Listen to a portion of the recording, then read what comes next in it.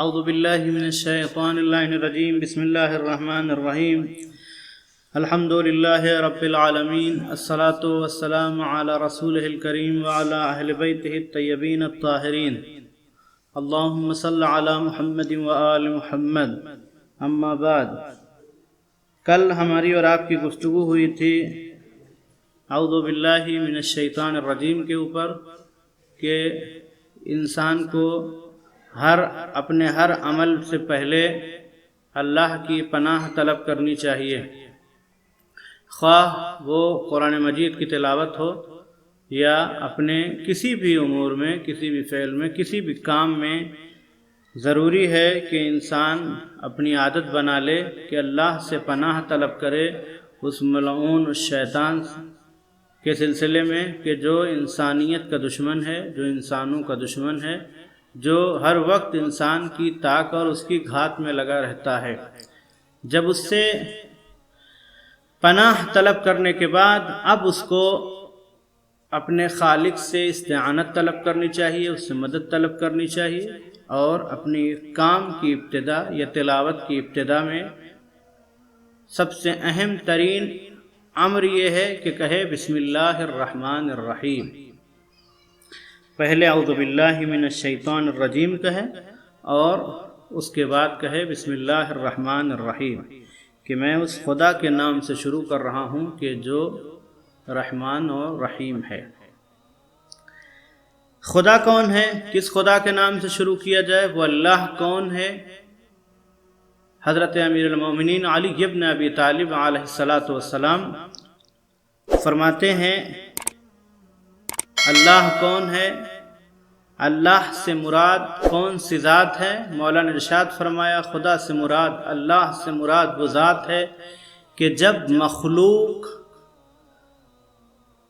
اس وقت کہ جب ہر طرف سے مایوس ہو جاتی ہے اور اس کا کوئی پرسان حال نہیں ہوتا ہے اور اس کی امیدیں ہر طرف سے ٹوٹ جاتی ہیں، اس کے بعد اس کا دل خود بخود جس ذات کی طرف متوجہ ہو جاتا ہے اس کو خدا کہتے ہیں۔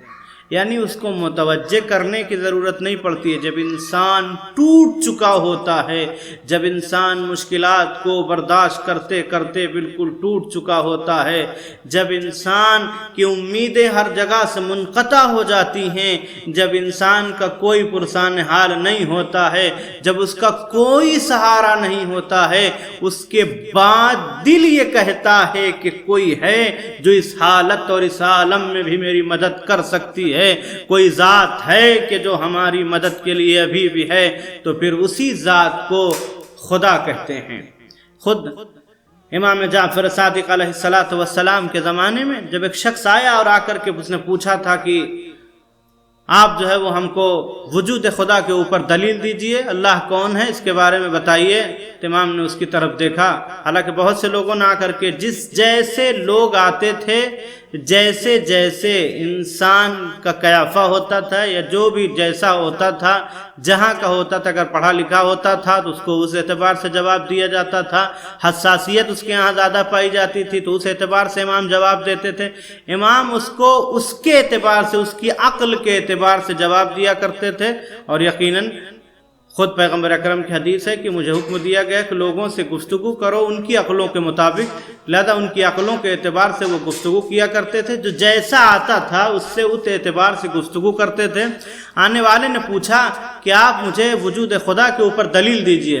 امام نے اس سے پوچھا تم نے کبھی دریا کا سفر کیا ہے؟ توجہ، ذات خدا کیا ہے، اللہ کون ہے، کیسے اپنے بندوں کی مدد کے لیے ہر وقت تیار رہتا ہے۔ پوچھا تم نے سفر کیا ہے سمندر میں؟ اس نے کہاں کیا ہے۔ کہا کوئی ایسا وقت آیا تھا کہ جب تمہاری کشتی ٹوٹ گئی تھی؟ کہاں طوفان میں ہم دریا میں گھرے تھے اور کشتی ٹوٹ گئی تھی۔ کہا اس کے بعد بھی تمہارا ایک تختہ بچا ہوا تھا اس دریا میں، اس پہ تم تنہا بیٹھے ہوئے تھے اور دریا کے درمیان میں تھے، بیچ میں تھے دریا کے۔ کہاں؟ کہا تمہارا کوئی ناصر و مددگار تھا؟ کہا نہیں تھا۔ کہا کوئی تھا جو تمہیں بچا سکتا تھا؟ کہا نہیں، کوئی نہیں تھا۔ کہا تم کو خوف تھا مرنے کا؟ ہاں مرنے کا خوف تھا۔ کہا اس کے باوجود تمہارے دل میں کوئی ایسی बात थी, कोई ऐसा वजूद था तुम्हारे दिल के अंदर जिससे तुमको उम्मीद थी कि अभी कोई है जो बचा सकता है? उसने कहा हाँ बिल्कुल ऐसा ही था। जब मैं दरिया में मायूस हो चुका था बिल्कुल कि अब मेरी जान नहीं बच सकती है, तब भी दिल कह रहा था कि कोई है जो बचा सकता है। कहा जो दिल तुम्हारा कह रहा था कोई है बचा सकता है, उसी को परवरदिगार कहते हैं। वही ज़ाते परवरदिगार है कि जब तमाम उम्मीदें हर जगह से टूट जाती हैं तब उस ज़ात की तरफ इंसान खुद बखुद मुतवज्जे हो जाता है, और जब उसकी तरफ मुतवज्जे हो जाता है तो खुदावंद आलम अपने किसी बंदे को मायूस नहीं किया करता। उस आखिरी मंजिल का नाम खुदा है, उस आखिरी उम्मीद का नाम खुदा है। वही खुदा है कि जब इंसान पूरी दुनिया से मायूस हो जाता है तब जा कर के उसकी तरफ खुद बखुद मुतवज्जे हो जाता है, और जब उसकी तरफ मुतवज्जे हो जाता है तो यकीनन इस इंसान को तन्हा नहीं छोड़ता है, वो खुदा है। लिहाजा बिस्मिल्लाहिर्रहमान, इंशाअल्लाह कल की तफसील और बयान करेंगे। लिहाजा बिस्मिल्लाहिर्रहमानिर्रहीम सूरह बरात के अलावा मजहब शिया में हर सूरे का जुज है। सूरों के जुज होने के साथ साथ बिस्मिल्लाह जिंदगी का एक अजीम जुज है। सरकार दो आलम सल्लल्लाहु अलैहि वसल्लम ने ताकीद की है कि हर काम से पहले बिस्मिल्लाहिर्रहमानिर्रहीम कहा करो, इस तरह काम मुकम्मल हो जाने की उम्मीद है, वरना नामुकम्मल रह जाएगा। लिहाजा इंसान को चाहिए कि जब भी कोई अमल करना चाहे तो ज़रूरी है कि बिस्मिल्लाहिर्रहमानिर्रहीम कहे, इसलिए कि अगर कोई बग़ैर बिस्मिल्लाह के कोई अमल किया करता है तो फिर ऐसा अमल उसका मुकम्मल नहीं हो सकता है। और इसके और बहुत से फ़वाइद हैं बिस्मिल्लाह के, इसलिए कि नाम खुदा की बरकत से काम में इस्तेहकाम पैदा हो जाता है। जिस काम को वो करना चाहता है जब परवरदिगार आलम के नाम से शुरू करता है और उसके नाम से उस काम की इब्तिदा किया करता है तो उसको उसके मुस्तहकम होने, उसका इरादा मुस्तहकम हो जाता है और साथ साथ उस काम के मुकम्मल होने की पूरी उम्मीद होती है। दूसरी चीज़, बिस्मिल्लाह के सिलसिले में अमल करने वाला नाम खुदा के सहारे अपने अंदर एक ख़ास क़ुव्वत और जज्बा महसूस करता है। जब भी कोई अमल करना चाहता है, अगर उसने बिस्मिल्लाहिर्रहमानिर्रहीम कह दिया अपने अमल से पहले, तो फिर ऐसी सूरत में उसके दिल में एक जज्बा पैदा होता है और वो एक ख़ास क़ुव्वत उसको मिल जाती है इस नाम के ज़रिए से, और यही जज्बा और यही क़ुव्वत जो है वो उसके अमल के बेहतरीन होने का और मुकम्मल होने का ज़रिया बन जाती है। तीसरी चीज़, और ये बेहतरीन तरबियत है मुसलमान किसी भी वक्त अपने खुदा से गाफिल न रहे। जब इंसान बिस्मिल्लाहिर्रहमानिर्रहीम को अपनी आदत बना लेता है तो फिर ऐसी सूरत में वो खुदा से कभी गाफिल नहीं होता है, इसलिए कि इंसान खुदा से गफलत इंसान को एहसान फरामोश बना देती है और इसके अलावा अमली तौर से कमज़ोर बना देती है। जब इंसान अपने खुदा से गाफिल हो जाता है यकीनन एहसान फरामोश हो जाता है। एहसान फरामोश मैंने अर्ज़ किया था बच्चों के दरस अखलाक में कि एहसान फरामोशी, जब इंसान एहसान फरामोश हो जाता है तो फिर वो इंसान बदअखलाकी की आला तरीन मंजिल तक पहुँच जाता है। सब अखलाक की अहम तरीन एक रुकन का नाम है एहसान का इकरार करना। एहसान फरामोश इंसान जो होता है जब अपने खुदा को बोले, क्योंकि सारी नेमतें देने वाला कौन है? वो खुदा है। हर तरह से उसने नेमतें अता की हैं, सब कुछ देने वाला खुदा है। लिहाजा इस बंदे के लिए लाजिम है कि उसके एहसान को हमेशा याद रखे। हमारे आँखों में रोशनी है, हमको अल्लाह ने दोनों आँखें अता की हैं, हमारे दोनों पैर सलामत हैं, चलते हैं, हमारे दोनों हाथ काम करते हैं, हम अपने दिमाग से सोचते हैं, हम अपने जिस्म के आज़ा को सही पा रहे हैं। लिहाजा उसका एहसान है, दिल धड़क रहा है, एहसान है उसका, आँखें देख रही हैं, एहसान है उसका, ज़बान चल रही है, एहसान है उसका, हवा हम ले रहे हैं, सांस ले रहे हैं, एहसान है उसका। यानी ये तमाम तरह एहसानात हैं जिसको इंसान अगर भूल जाए جب تک وہ اللہ کے نام سے ہر عمل کو شروع کرتا رہے گا تو اس کو اس بات کی اطلاع ہوتی رہے گی کہ ہمارا احسان کرنے والا کوئی ہے، اس کے احسان کو فراموش نہ کیا جائے۔ لہذا جب عادت ہو جاتی ہے انسان کی تو پھر ایسی صورت میں انسان جان جاتا ہے کہ اس کا محسن حقیقی کون ہے اور اپنے محسن کو ہمیشہ یاد رکھتا ہے۔ لہذا محسن کو یاد کرنے کا سب سے بہترین طریقہ یہی ہے کہ انسان ہر وقت ہر کام کی ابتدا اس کے نام سے کرے، کہے بسم اللہ الرحمن الرحیم۔ جب ہر وقت اس کا نام لیتا رہے گا تو یقیناً یہ اپنے محسن کے احسان کے یاد کرنے کی بہترین دلیل ہے۔ اور میں نے اس جگہ پہ جو کہا تھا وہ الگ دلیل دی تھی کہ انسان کو اپنے محسن کو یاد رکھنا چاہیے۔ آج ہم امام حسین علیہ السلام کا تذکرہ کیوں کرتے ہیں؟ شاید آپ کو بات یاد آ گئی ہو۔ ہم کیوں امام حسین علیہ السلام کا تذکرہ کیا کرتے ہیں؟ ہر وقت امام حسین علیہ السلام کا تذکرہ، مجلس امام حسین کی جہاں جہاں بھی باتیں ہوتی ہیں امام حسین علیہ السلام کا تذکرہ کیا کرتے ہیں، اس لیے کہ ہر انسان کو لازم ہے کہ اپنے محسن کو یاد رکھے۔ کربلا کے میدان میں امام حسین علیہ السلام نے جو احسان کیا ہے عالم اسلام اور عالم انسانیت پر، ہر انسان اپنے خون کے ایک ایک قطرے کو ختم کر دے اس کے باوجود اس احسان کے بدلے کو چکا نہیں سکتا ہے۔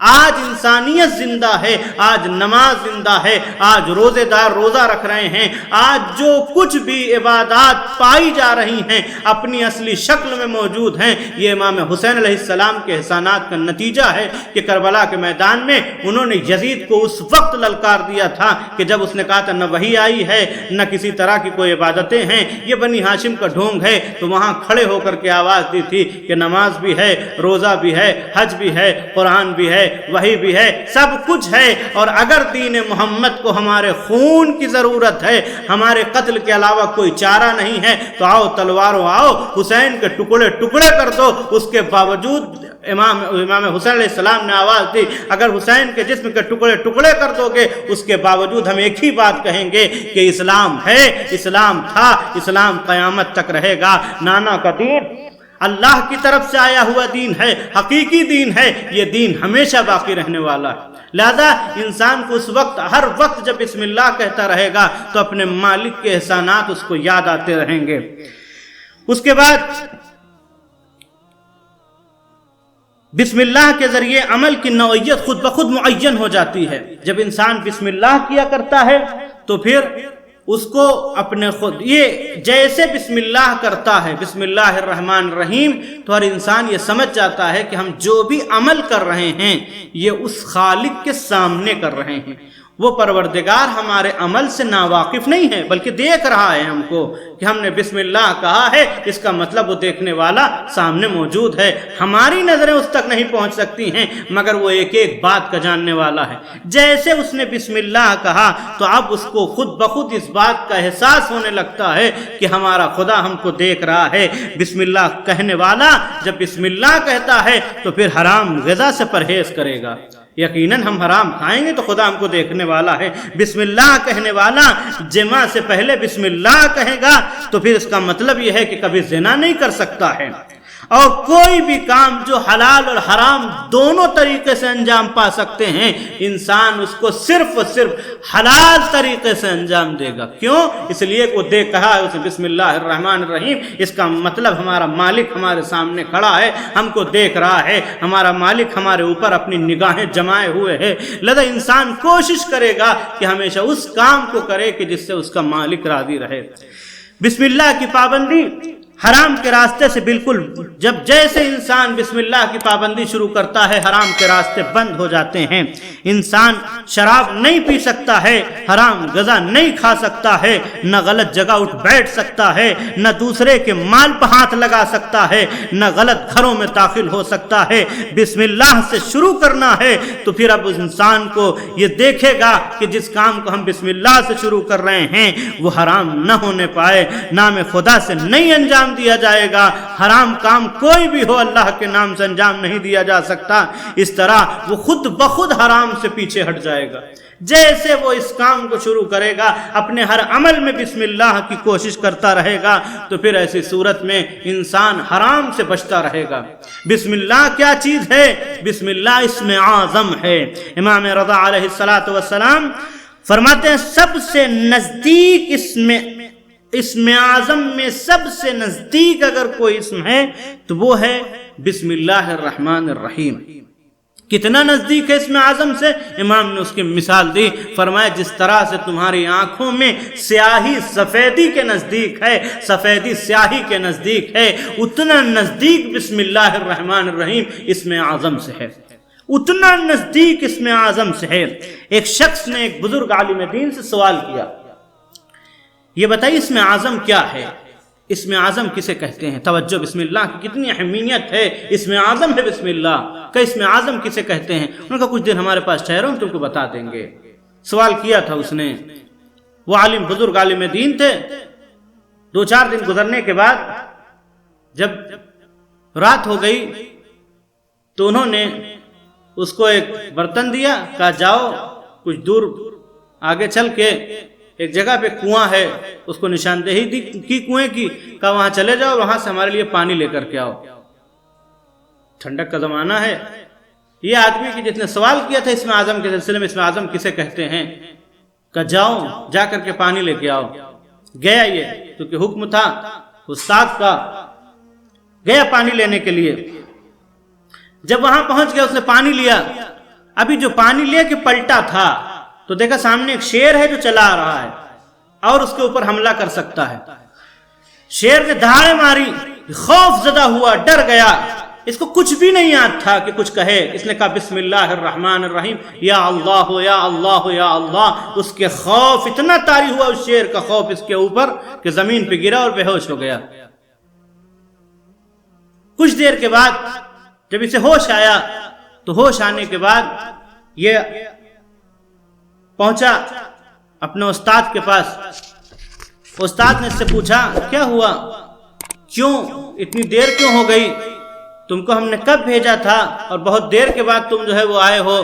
اس نے سارا ماجرا سنایا، کہا کہ میں جب وہاں پہنچا اور وہ آ رہا تھا، خوف و اضطراب اتنا طاری ہو چکا تھا میرے اوپر کہ میں گرا اور بے ہوش ہو گیا۔ کہا تم نے کیا کیا تھا؟ کہا جب میں نے اس شیر کو دیکھا کہ اب اس شیر سے بچنا ممکن نہیں ہے تو میرے زبان سے صرف ایک جملہ نکلا تھا، بسم اللہ الرحمن الرحیم، یا اللہ یا اللہ یا اللہ۔ جیسے میں نے اتنا کہا میں زمین پہ گرا بے ہوش ہو گیا۔ کہا تمہیں جواب ملا اسم اعظم کسے کہتے ہیں؟ کہا اسم اعظم کسے کہتے ہیں؟ کہا جس کلمے کی تم نے تلاوت کی تھی، جس بسم اللہ کی تم نے تلاوت کی تھی، اسی کو اسم اعظم کہتے ہیں۔ اور تمہارے دل سے چونکہ اتنا خوف تھا شیر کا، تم نے اپنے پورے وجود کو ایک جگہ جمع کیا تھا اور اپنے پورے وجود کے ساتھ خدا کو کہا تھا بسم اللہ الرحمن الرحیم، یا اللہ یا اللہ یا اللہ۔ جان لو جب انسان اضطراب کی حالت میں ہوتا ہے اور پریشانی کی حالت میں اپنے پورے وجود کو ایک جگہ جمع کرنے کے بعد اپنے مالک کی بارگاہ میں صدق دل سے صرف بسم اللہ الرحمن الرحیم کہہ دیتا ہے، خدا اس کی مدد کرتا ہے۔ جیسے تم کو شیر تمہارے اوپر حملہ کرنے والا تھا لیکن تم نے اپنے دل سے آواز نکالی، صرف بسم اللہ کہا، سمجھ گئے یہ اسم اعظم ہے۔ جب انسان مشکلات میں پڑ جائے تو صرف بسم اللہ کا اگر سہارا لے لے تو خدا اس کو مشکلات سے بالکل نکال دیا کرتا ہے، اس کی مشکلات کو بالکل دور کر دیا کرتا ہے۔ مگر شرط یہ ہے کہ جب بھی بسم اللہ کہے تو صدق دل سے کہے، اور جب صدق دل سے بسم اللہ کہے گا تو یقیناً خداوند عالم اس کی مدد ضرور کرے گا۔ ہم کو دعا کرنی چاہیے پروردگارا ہم سب کو ہمارے دل اور ہماری نیت میں خلوص پیدا کرنے کی توفیق عنایت فرما۔ پروردگارا ہماری عبادتوں کو قبول فرما لے، پروردگارہ ہمارے روزوں اور ہماری نمازوں کو قبول فرما لے، ہمیں مزید عبادات کرنے کی توفیق عنایت فرما۔ پروردگارہ اس کورونا وائرس سے تمام عالم انسانیت کی حفاظت فرما۔ پروردگارہ اس گاؤں کے مومنین کی حفاظت فرما، ہمارے مولا کے ظہور میں تعجیل فرما، ہمیں ان کے اعوان انصار میں شمار فرما۔ ربنا تقبل منا انک انت السمیع العلیم۔